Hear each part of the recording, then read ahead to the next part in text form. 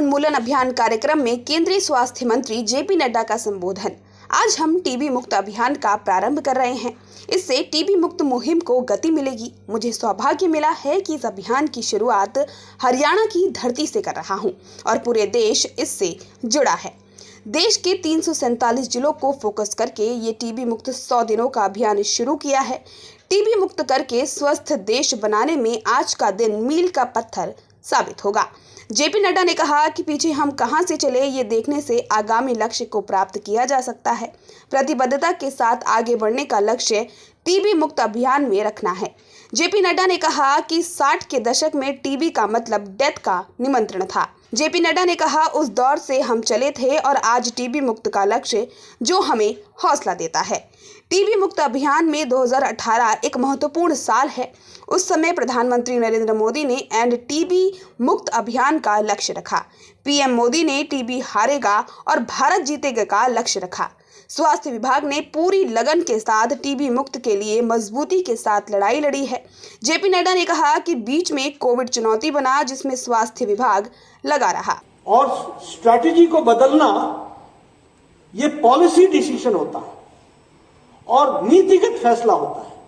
और नीतिगत फैसला फैसले बदलने के लिए नहीं होता है। नीतिगत फैसला आता है कमिटमेंट से, नीतिगत फैसला आता है लक्ष्य से, नीतिगत फैसला आता है कि हम बदल डालेंगे इस बात के सपने को साकार करने के लिए।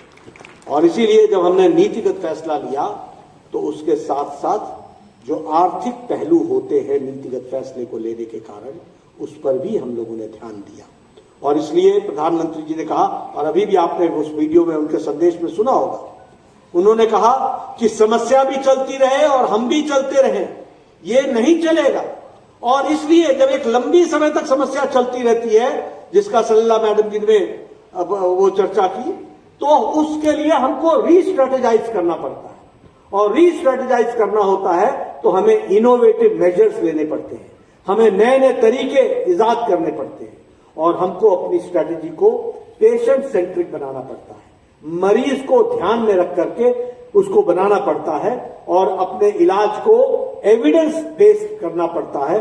और उसके साथ साथ वो अपनी सर्विसेज को जो हम सुविधाएं दे रहे हैं उन सारी सुविधाओं को उसके साथ ताकत के साथ जोड़ना पड़ता है। जिन्होंने लक्ष्य को तय किया, तुम डाल डाल तो मैं पात पात, तुम बचोगे तो हम तुम्हारे बचने के हर रास्ते निकालेंगे, लेकिन हम टीबी मुक्त भारत बनाएंगे, इस बात के लिए हम संकल्पित हैं। 18 में ये बहुत बड़ा बोल्ड स्टेटमेंट था दुनिया के लिए, देश के लिए नहीं, दुनिया के लिए, कि एक प्रधानमंत्री इस हौसले के साथ कह रहा है 140 करोड़ के देश में यह हौसला कि एंड टीबी, ट्यूबरक्लोसिस को हम समाप्त करेंगे, टीबी हारेगा, भारत जीतेगा। ये 2018 का बताया कि ये 100 दिन का कार्यक्रम है और ये फोकस्ड कार्यक्रम है। और इसलिए हम लोगों ने 347 जिले जो जहां टीबी का प्रकोप और टीबी का प्रेवलेंस ज्यादा है, वहां हम लोगों ने फोकस करके इस कार्यक्रम को लेने का तय किया है। आगे के टारगेट का लक्ष्य न रखें तो फिर हमारा जीवन का उद्देश्य भी समाप्त हो जाता है। और इसीलिए आज का दिन आत्मचिंतन का भी है, आत्ममंथन का भी है, रीइटरेट करने का भी है और अपने आप को नई स्फूर्ति और ऊर्जा के साथ सभी स्वास्थ्य कर्मी और स्वास्थ्य जगत से जुड़े हुए लोगों को आज प्रतिबद्धता के साथ, कमिटमेंट के साथ आगे बढ़ने का भी है। और जब मैं ये कहता हूं तो मैं आपको याद दिलाना चाहता हूं और इससे हमारी प्रतिबद्धता बढ़नी चाहिए। मैं क्या याद दिलाना चाहता हूं?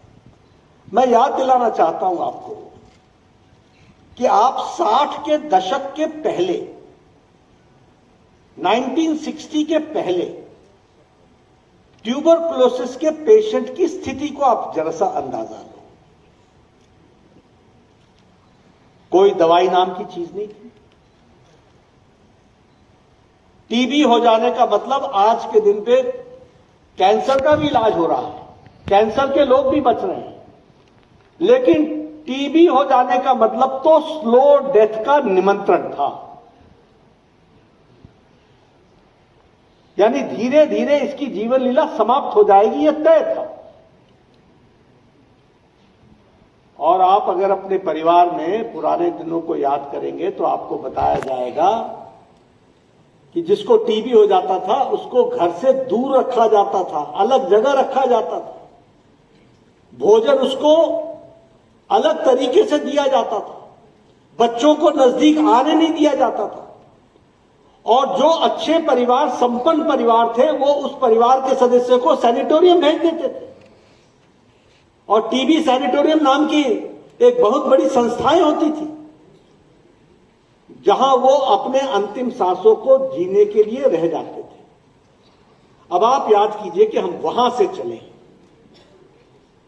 और आज हमारा संकल्प टीबी मुक्त भारत है।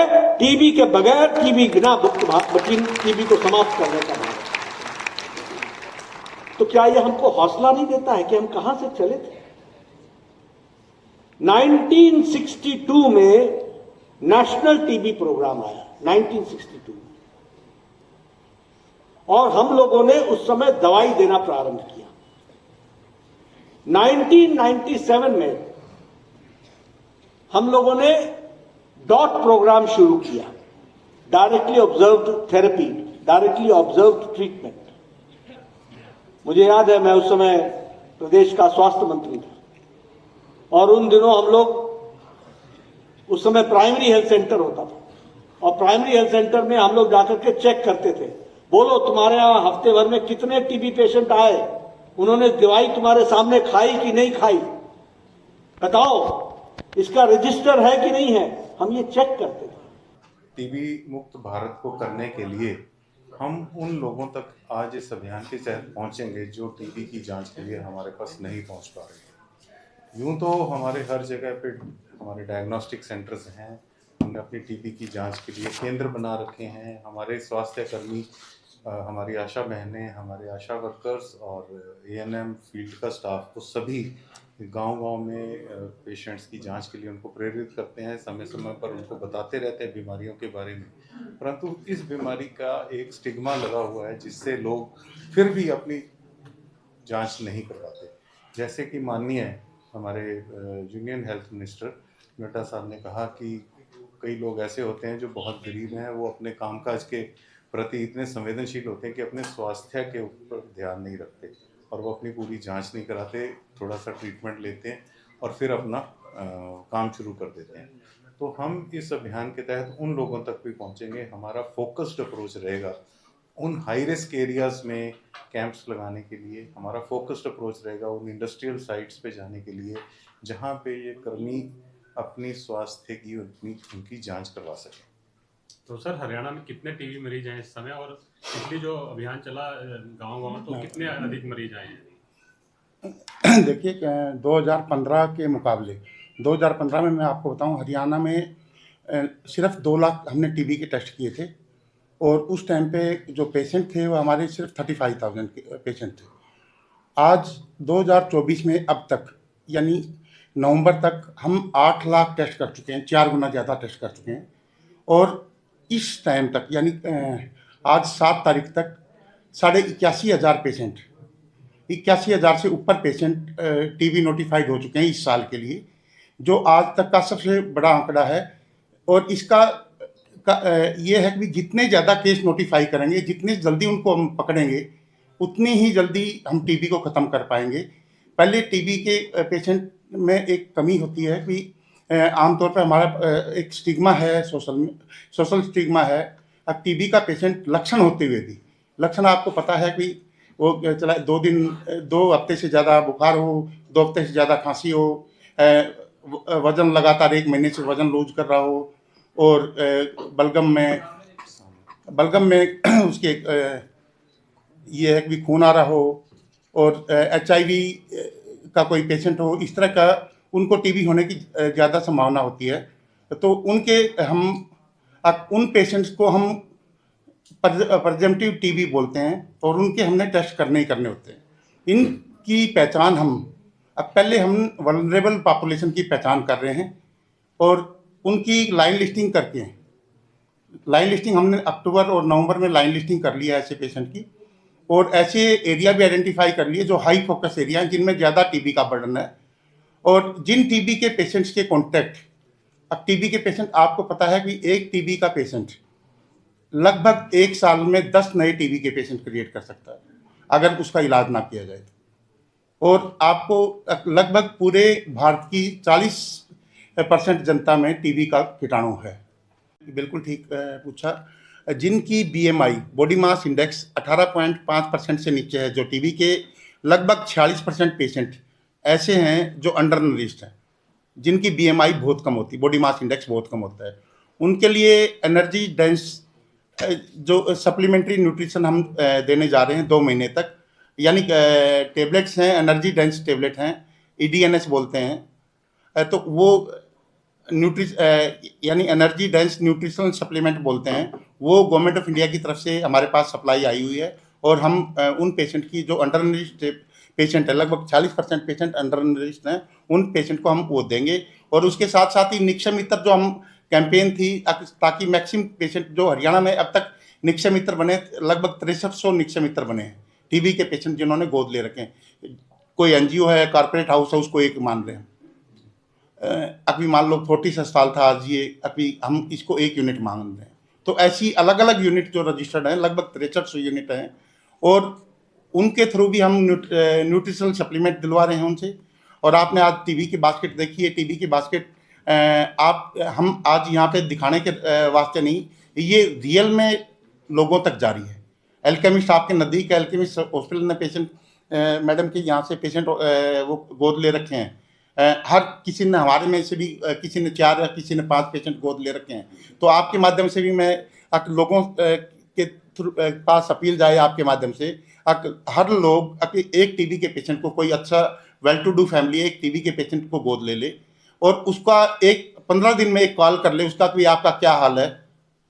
और अगर उसको मान लो कोई लक्षण उसके कम नहीं हो रहे हैं उसके, तो अच्छा रिसोर्सफुल आदमी उसका ये कह सकता है कि वहाँ पर डॉक्टर साहब को मैं बोल देता हूँ, दोबारा से आप अपना एक और इलाज करवा लो, कभी आपको और कोई बीमारी तो नहीं है साथ में। तो निक्षय मित्र का मतलब है उसका 6 महीने के साथ उसकी बॉन्डिंग एक परिवार के मेंबर की तरह रही, और उसको यानी न्यूट्रिशनली हेल्प तो करे, साथ के साथ ये है कि उसकी जो साइकोलॉजिकल और जो बिहेवियरल हेल्प है वो भी उसकी करे। मैं आज के दिन बता रहा हूँ, अगर कोई भी private practitioner, TB notifiable disease है और टीबी को 1993 में WHO द्वारा ग्लोबल इमरजेंसी डिक्लेयर कर दिया गया है। अगर कोई भी प्राइवेट प्रैक्टिशनर हमारे को टीबी नोटिफाई नहीं करेगा, तो जो IPC की पुरानी धारा है IPC 269, उसके तहत 6 महीने की सज़ा उस प्रैक्टिशनर की, पैथोलॉजी लैब की, कोई भी अगर जिसमें मान लो टीबी आ गया, टीबी का पेशेंट डिक्लेयर हो गया और उसने हेल्थ डिपार्टमेंट को नोटिफाई नहीं किया, पहले टाइम पे हम 6 महीने की सज़ा, अगर उसके बाद भी दूसरी बार भी वो कोताही बरतता है तो उसकी IPC 270 के तहत, जिसको मैलिग्नेंट नेग्लिजेंसी बोलते हैं, वो कार्रवाई करेंगे, जिसके तहत 2 साल की सज़ा है। तो सारे के सारे अभी आपको मैं बताता हूँ, जब तक ये टीबी 2012 के बाद जब टीबी नोटिफाई हुई और ये धारा लागू की, पहले हमारी जो प्राइवेट में ये थी, प्राइवेट के जो हमारे पास पेशेंट आते थे वो सिर्फ 15% आते थे। इस टाइम पे इस साल 45% पेशेंट प्राइवेट में नोटिफाई किए।